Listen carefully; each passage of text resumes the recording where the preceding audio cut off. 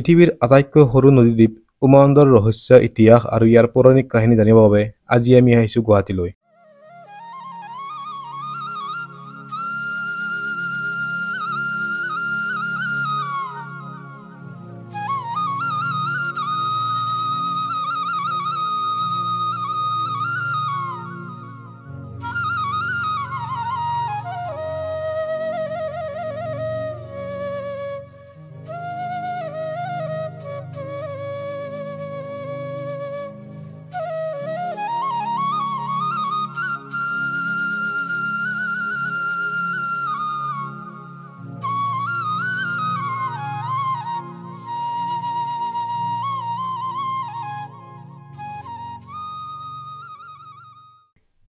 পৃথিৱীত বহুতো শিৱালয় আছে, কিন্তু উমানন্দত থকা শিৱালয়টো ইয়াৰ ভৌগোলিক পৰিৱেশ আৰু পৌৰাণিক কাহিনীৰ বাবে প্ৰসিদ্ধ।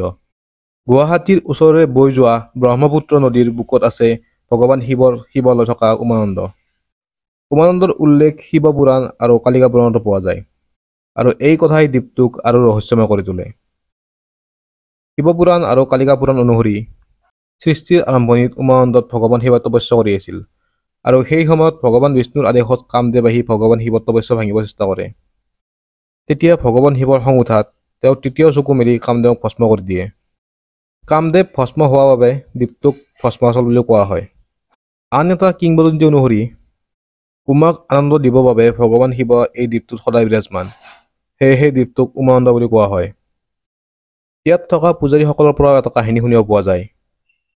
এই কাহিনী অনুসৰি দ্বাপৰ যুগত যেতিয়া অসমক প্ৰাগজ্যোতিষপুৰ বুলি জনা গৈছিল, তেতিয়া দ্বীপটোত বেছি গভীৰ পানী নাছিল, আৰু দ্বীপটোত এজন ব্যক্তি থাকিছিল। তেওঁৰ বহুকেইটা পোহনীয়া জন্তু আছিল। তাৰ মাজত এটা আছিল কামধেনু গাই, আৰু গাইজনীয়ে পাহাৰখনৰ ওপৰত থকা বেল গছৰ দৰত সদায় গাখীৰ দিব গৈছিল। ব্যক্তিজনে সদায় ঘটনাটো চাই আছিল, আৰু এদিন সপোনত তেওঁ দেখা পায় সেই বেলজোপাৰ তলত এটা শিৱলিংগ আছে, আৰু সেইটো নিয়ম অনুসৰি স্থাপনা কৰিব লাগে।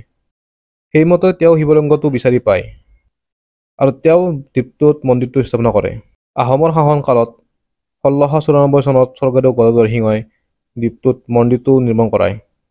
কিন্তু 1897 চনত হোৱা ভূমিকম্পত মন্দিৰটো যথেষ্ট ক্ষতি হয়, আৰু পিছলৈ মন্দিৰটো নতুনকৈ বনোৱা হয়। মন্দিৰটোৰ ওচৰত বহুকেইটা সৰু সৰু মন্দিৰ আছে। শাওণ মাহত দ্বীপটোত দৰ্শনাৰ্থীৰ সংখ্যা সৰ্বাধিক হয়।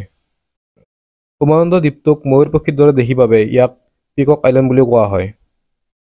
দ্বীপটোৰ ওচৰত দুটা সৰু সৰু দ্বীপ আছে, যাক কৰ্মনাশা আৰু উৰ্বশী দ্বীপ বুলি কোৱা হয়। উমানন্দত আহিবৰ বাবে কাছাৰী বা উজান বজাৰ ফেৰী ঘাটৰ পৰা আহিব পাৰি।